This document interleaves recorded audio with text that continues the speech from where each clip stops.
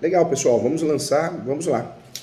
Vamos iniciar então mais o plantão de dúvida e nesse momento nós vamos falar sobre o plantão de dúvida da pós de Direito Civil e Processo Civil com ênfase em Direito de Família e Sucessões, tá bom?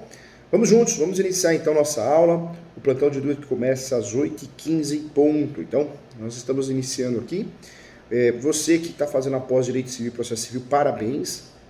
Uma pós muito bacana, né? Fala de precificação, fala de honorários.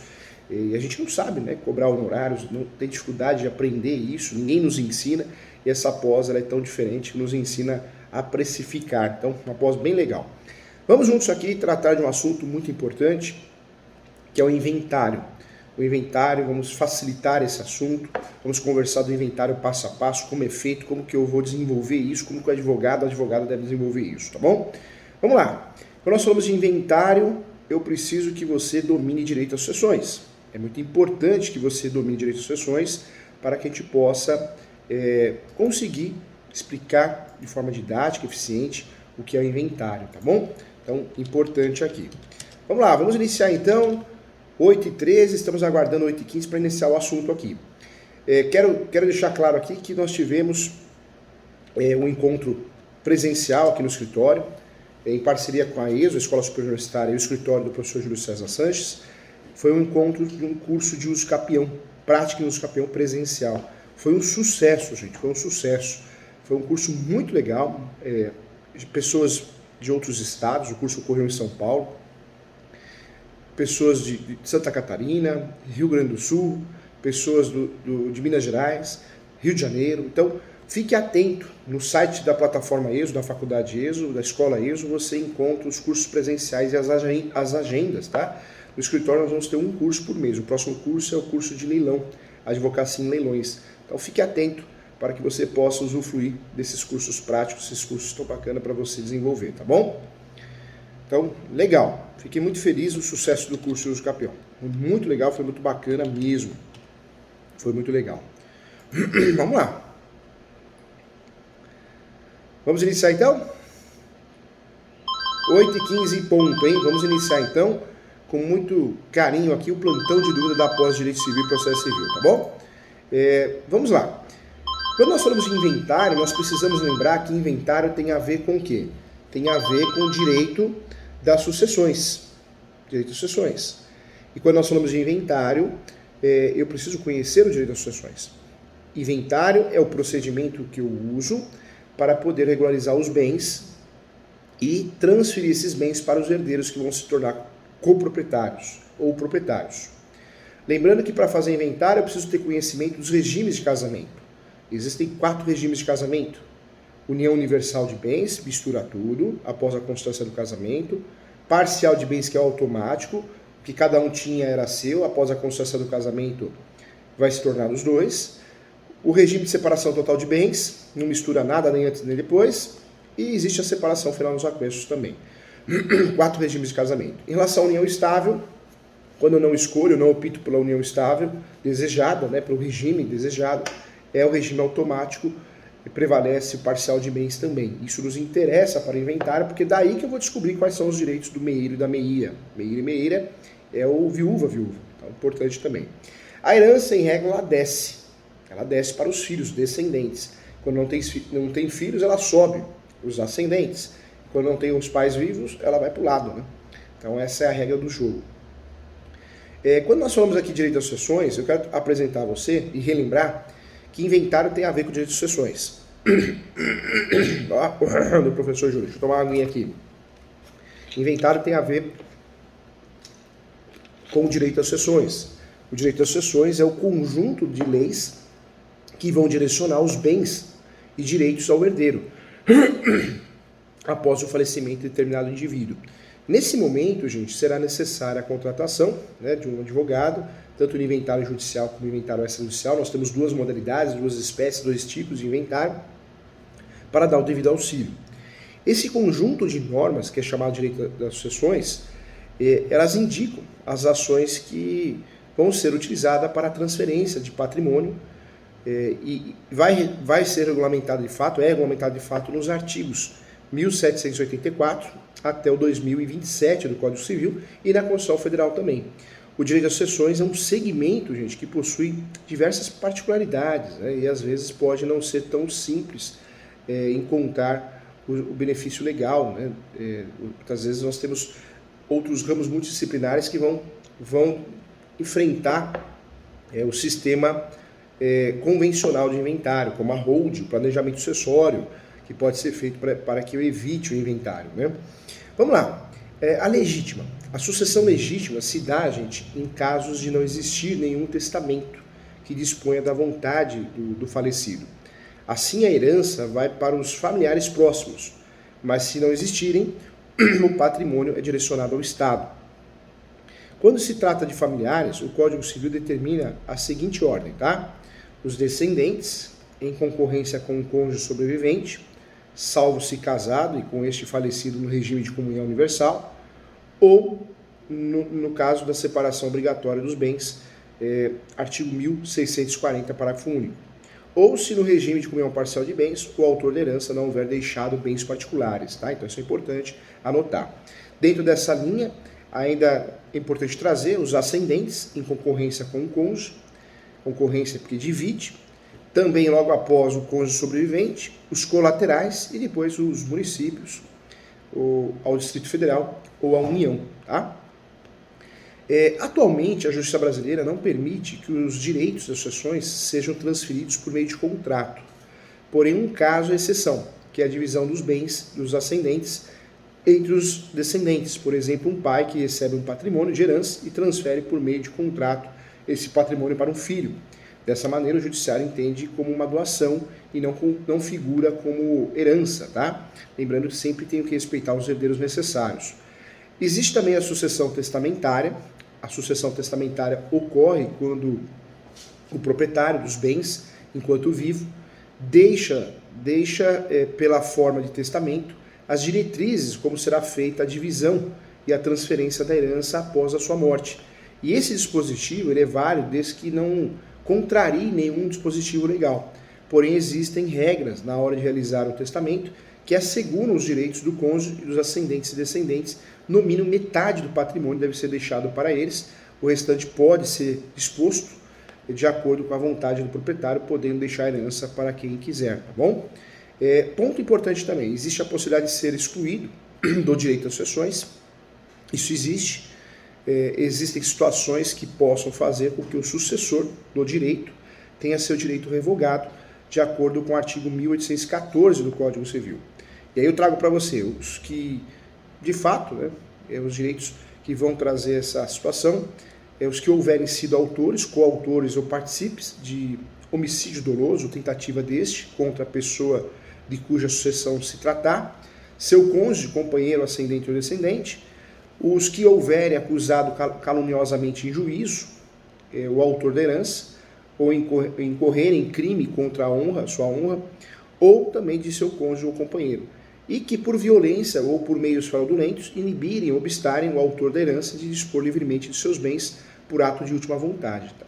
Existem também os que não têm interesse na herança por motivos pessoais e querem ser excluídos do direito de sucessões por livre vontade, e por isso é preciso que ele faça a renúncia dos direitos de herança de forma expressa, e para que essa renúncia seja válida ou validada, deve seguir alguns requisitos, como o renunciante precisa de fato dispor da sua capacidade jurídica, e a renúncia tem que seguir de forma prescrita em lei, né? Então, importante também. Outra regra que eu trago aqui para você também nesse início de aula, nesse plantão de dúvida, a sucessão por cabeça, ou ainda chamada por estirpe. Estirpe é o termo utilizado, cabeça ou estirpe. Em caso de sucessão legítima, a maneira da divisão dos bens também tem suas particularidades, isso é fato.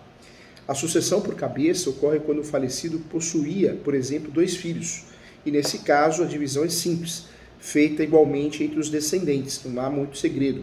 Se cada um desses filhos tiverem mais filhos, no caso, netos do indivíduo que deixou a herança, não faz diferença, já que se conta até a primeira linhagem viva, né? Porém, gente, eu trago para você que em alguma situação em que o falecido já possua um filho que faleceu anteriormente, como ficaria, né, a divisão da herança? E aí eu trago a resposta para você, que nesse caso ocorre a sucessão por estripe, tá? Onde a herança será dividida entre o filho vivo e os filhos do irmão que faleceu anteriormente, netos e indivíduos que gerou a herança. Então, ponto importante também. O direito das sucessões começa a se separar. O segmento do direito que trata das regras de sucessão e de herança é bem extenso, cheio de particularidades, exceções e casos específicos. Essa complexidade é um dos motivos que faz esse assunto aparecer frequentemente em provas, né, de concurso público e na vida prática também. Então, tema muito importante. O direito das sucessões, além de determinar quem são os herdeiros legais, também faz todo o levantamento de inventário dos bens e patrimônios deixados pelos indivíduos falecidos. Além disso, confere se todo o patrimônio está em conformidade com as leis determinadas. Então, é muito importante tratar desse assunto para que a gente possa entender e conseguir fazer um inventário bem feito, né, um inventário correto dentro desse estudo prático que nós temos. Tá? Então, é importante também. Então, eu volto aqui.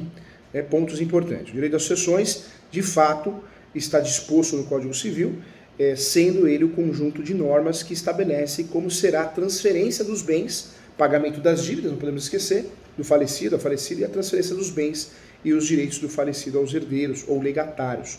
A sucessão é realizada, assim, em decorrência de lei ou de testamento. A sucessão que ocorre em virtude de lei é chamada sucessão legítima. Por sua vez, a sucessão em decorrência de testamento dá-se o nome de sucessão testamentária. Tá? Então, é a regra importante aqui. As regras gerais de sucessões, tal como nós já falamos aqui, a herança é transmitida aos herdeiros quando é aberta a sucessão, a qual ocorre com o falecimento de cujos. Em outras palavras, após a morte da herança, desde logo transmitida. Isso, de fato, a sucessão dá-se por lei, que é a sucessão legítima, ou por disposição de última vontade, que é a sucessão testamentária, os testamentos, sendo ela aberta independente do tipo e no lugar do último domicílio do falecido. Essa é a regra. Né? No caso de a pessoa morrer sem deixar testamento, a herança é transmitida aos herdeiros legítimos, bem como em relação aos bens que não forem compreendidos no testamento. Além disso, gente, eu trago para você também que se o testamento caducar ou for julgado nulo, prevalecerá também a sucessão legítima, tá? A companheira ou companheiro participará da sucessão do cônjuge em relação aos bens adquiridos onerosamente, na vigência da união estável também, nas seguintes condições: se concorrer com filhos comuns, terá o direito a uma cota equivalente à que a lei for atribuída ao filho, e se concorrer com descendentes só do autor da herança, terá o direito à metade do que couber a cada um deles. Se concorrer com outros parentes sucessíveis, terá direito a 1/3 da herança. E não havendo parentes sucessíveis, terá direito à totalidade da herança, tá? O que é muito importante, eu quero trazer para você.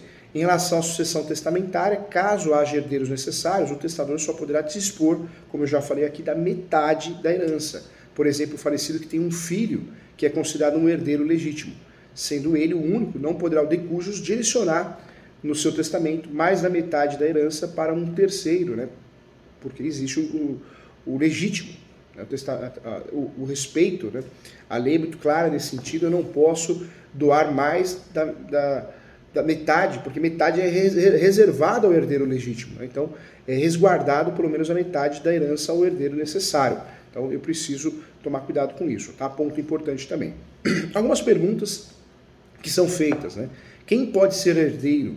As pessoas de fato legitimadas, né, para suceder são as pessoas nascidas, bem como aquelas já concebidas no momento da abertura da sucessão.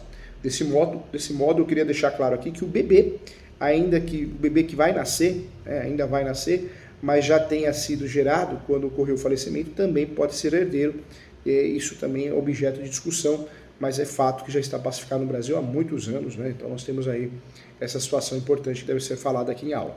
Além disso, podem ainda ser chamados a suceder em relação à sucessão. Volto a falar a sucessão testamentária, os filhos ainda não concebidos de pessoas indicadas pelo testador, desde que vivas, estas a abrir a sucessão, as pessoas jurídicas cuja organização for determinada pelo testador sob a forma de fundação. Em relação aos filhos, eu quero deixar claro aqui que ainda não concebidos, conforme eu já falei, os bens de herança serão confiados após a liquidação de partilha. a curador nomeado pelo juiz, que será em regra a pessoa cujo filho ou testador esperava ter por herdeiro, tá? Contudo, caso decorrido 2 anos da abertura da sucessão, não seja concebido o herdeiro esperado, os bens reservados caberão aos herdeiros legítimos, salvo disposição em contrário do testador. Outra pergunta que é comum também, quando não pode ser herdeiro? Há pessoas que não podem ser nomeadas herdeiros, legatários, sendo nulas as hipóteses testamentárias em favor delas. E são elas, né? A pessoa que a rogo escreveu o testamento, sem o seu cônjuge ou companheiro, ou ascendente e irmãos, as testemunhas do testamento também não, o concubino do testador, casado, salvo se este, sem culpa, estiver separado de fato do cônjuge há mais de 5 anos, o tabelião, civil ou militar, ou comandante ou escrivão, perante que se fizer, assim que o fizer, né, ou aprovar o testamento, também não, tá? Eu quero que você perceba aqui que aquelas pessoas que estão relacionadas ao processo burocrático da transferência da herança não podem ser herdeiras, tá? É importante lembrar disso. Contudo, ainda o caso dos herdeiros e legatários, é importante que serão excluídos da sucessão os que eu já tinha falado, né? O exemplo, os coautores ou participe de crimes de homicídio doloso, tentativa desse crime, acusado caluniosamente, a gente já tinha falado aqui, tá bom? Então isso é importante também.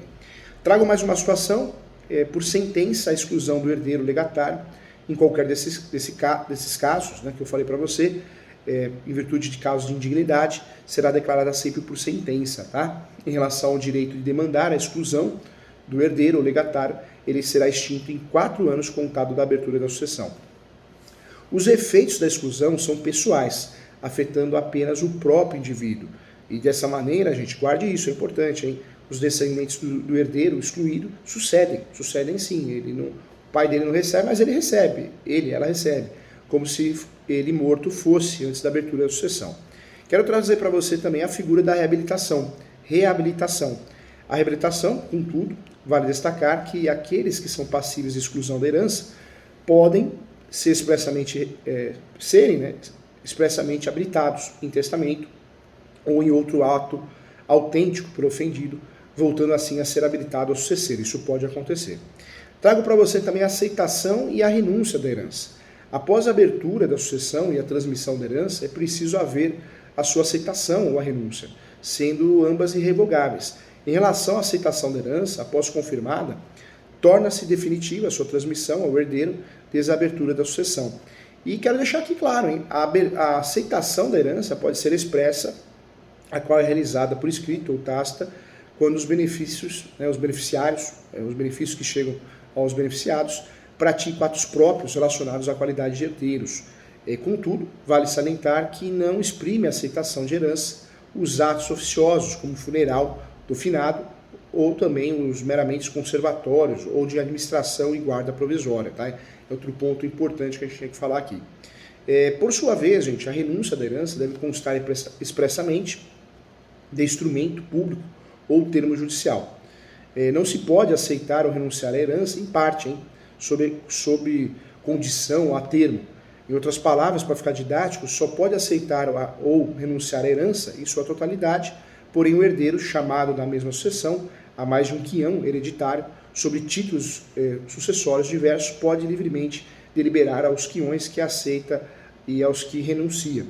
Eu quero trazer para você, também é importante falar aqui, que quando o herdeiro prejudicar os seus credores, renunciando à herança, poderão eles, com autorização do juiz, aceitá-la em nome do renunciante. É uma regra também importante, hein?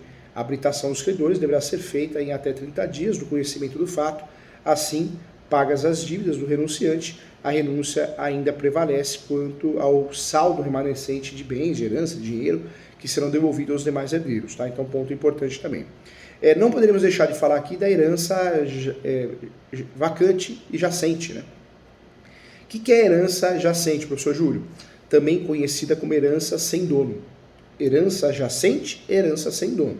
É quando o falecido não deixa nenhum herdeiro, seja ele legítimo ou testamentário, notoriamente conhecido, e nesse caso os bens da herança, depois de arrecadados, ficarão sob a guarda e administração de um curador, até a sua entrega ao sucessor devidamente habilitado ou a declaração de vacância.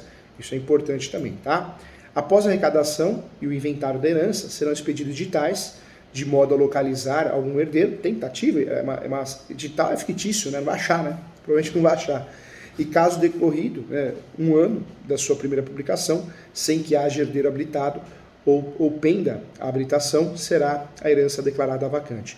Quero trazer para você que, contudo, assegurado aos credores do falecido o direito de pedir o pagamento das suas dívidas reconhecidas nos limites do valor da sua herança, conforme a gente já tinha falado aqui também, tá bom? Após 5 anos da abertura da sucessão, os bens arrecadados passarão ao domínio do município ou do Distrito Federal, se localizados nas respectivas circunscrições. Caso estejam em territórios federais, eles serão repassados à União, tá? A herança também será declarada vacante quando todos os chamados a suceder renunciarem à herança também, tá bom? A petição de herança, gente, é utilizada pelo herdeiro quando este não foi reconhecido como sucessor da herança.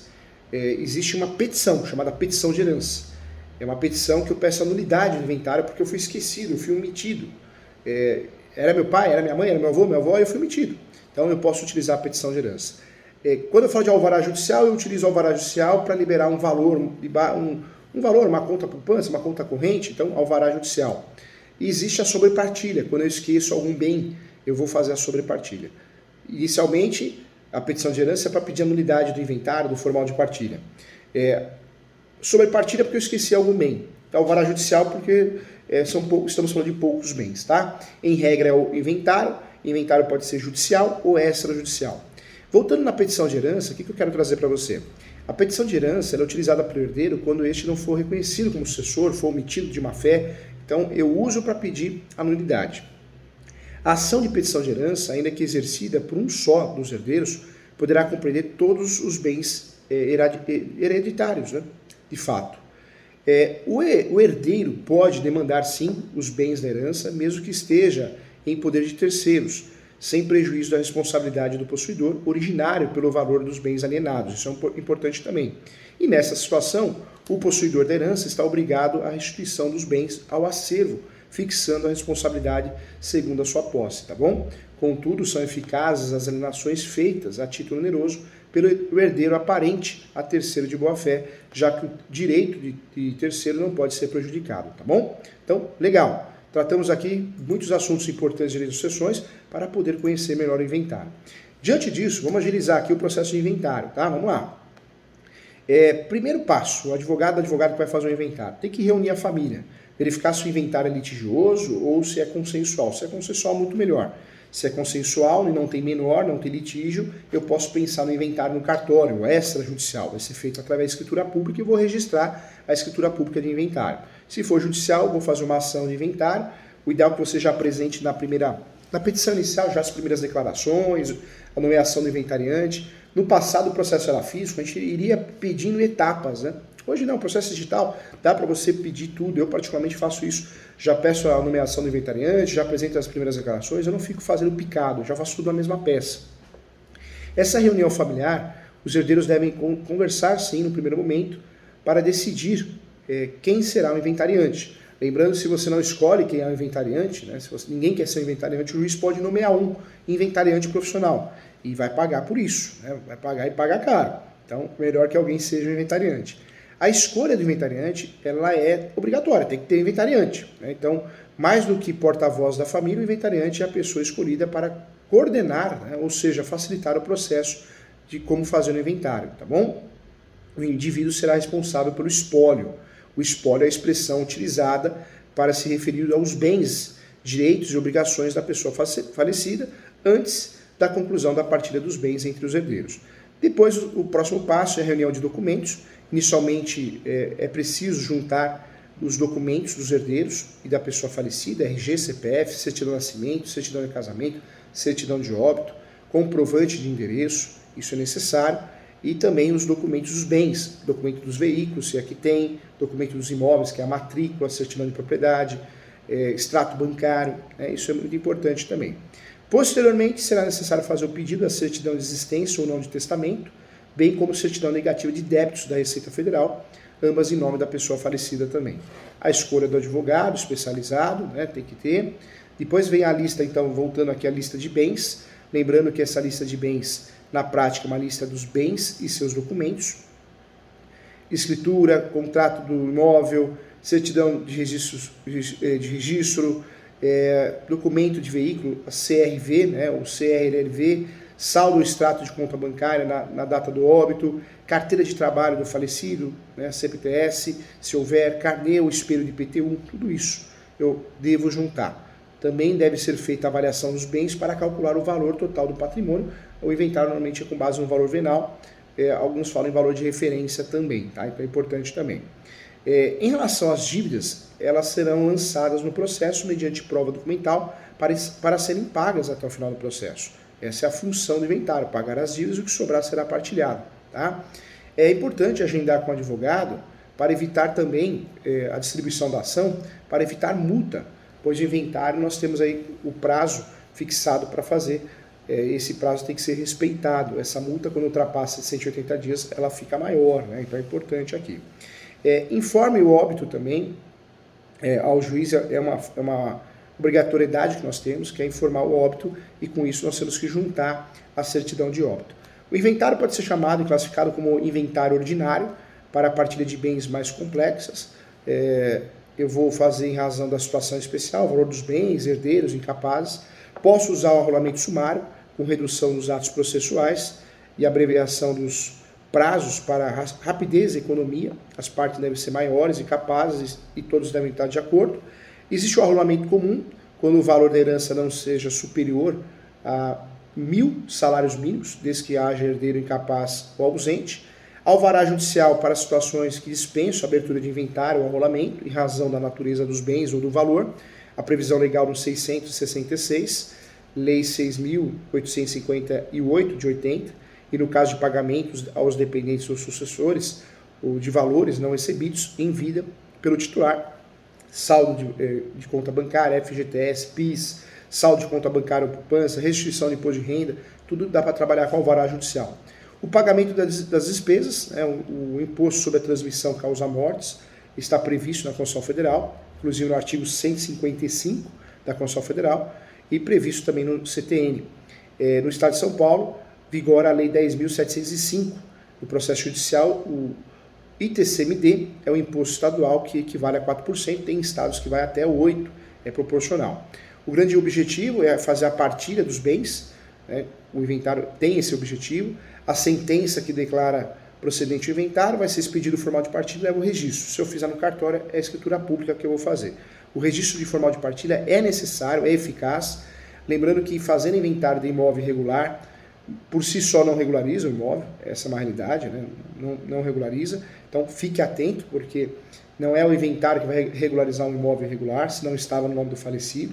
Então temos que ter essa ciência, temos que ter essa preocupação, porque às vezes o leigo acha que nós vamos fazer o inventário e vai regularizar o imóvel irregular, e não regulariza. Então cuidado com isso, tá? É importante sim ficar atento para que você consiga fazer, entregar um trabalho bem feito, tá bom? Professor, para que serve o inventário? Então, o inventário é uma medida obrigatória relacionada ao regime dos registros dos bens patrimoniais de alguém que faleceu. Ele contém as informações necessárias para estabelecer os procedimentos relacionados à partilha desses bens aos herdeiros. E, por fim, mostra o que deve ser feito em relação às dívidas que a pessoa falecida possa ter deixado. Esse é o grande objetivo do inventário. Depois do falecimento, a documentação para que o inventariante seja providenciada, nós temos o prazo de 60 dias, conforme o novo CPC. O Código Civil fala em 30, mas o CPC que prevalece, tá? Tipos de inventário: o judicial é a maneira de fazer inventário utilizando uma ação, o Poder Judiciário. Ela pode ser a opção quando há divergência entre herdeiros, briga, litígio sobre a distribuição dos bens da pessoa que faleceu, ou quando, por exemplo, ela deixou um testamento. E extrajudicial é a maneira para fazer inventário, que pode ser realizada em cartório, é menos burocrática, mais rápida do que a via judicial, mas tem exigências para isso. Todos os herdeiros devem ser maiores de idade, os familiares devem ter consenso sobre a divisão do patrimônio e não pode existir testamento, ponto importante também. O inventário, para fazer o inventário, o advogado ele vai fazer uma relação dos bens que devem ser partilhados, vai apresentar documentos para provar que não existem eventuais dívidas ou elas forem pagas ao decorrer do processo, e aí eu consigo, com a decisão final, registrar o formal de partilha quando é judicial. Tá? Então, ponto importante aqui. Sem dúvida nenhuma, em relação à precificação, a tabela da OAB, cada estado fala um valor, a prática condiz com um valor de 10%, de 5% a 10%, então depende muito da questão de patrimonial, se é litigioso ou não, isso depende muito de diversas situações para que possa ser analisado a precificação, os honorários. Então, importante também. Legal, gente. Chegamos ao fim aqui, mais uma aula importante. Inventário, passo a passo do inventário é necessário para que a gente possa, de fato, ajudar o nosso cliente, tá bom? Queria mandar um abraço para o Jordano Costa, que está aqui conosco. O Golds, excelente aula, muito obrigado. E o Carlos, muito obrigado. Essa é a pós-graduação de Direito e Processo Civil, com ênfase em Direito de Família e Sucessões. Lembrando a você que está terminando a pós imobiliária, a pós notarial, outra pós, faça essa pós. Essa pós é muito importante para te jogar no mercado, para você compreender conceitos importantes, tá bom? Um abraço e até a próxima, gente. Muito obrigado.